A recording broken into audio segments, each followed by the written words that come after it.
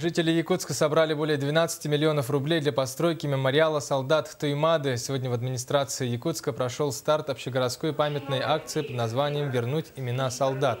Она приурочена к 70-й годовщине Великой Победы.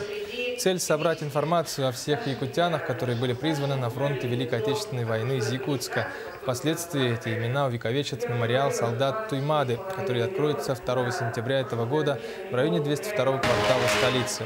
В настоящее время архитектором проекта направлено порядка 6 тысяч имен солдат, однако работа по поиску и уточнению имен воинов-якутян продолжается.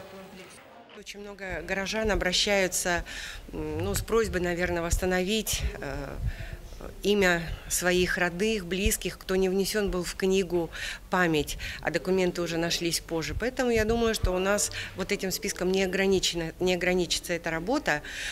До самого, наверное, открытия памятника она будет продолжена, и имена тех людей, которые ушли на фронт с территории нашего города Якутска, они будут и дальше, скажем, мы будем их искать и, наверное, находить.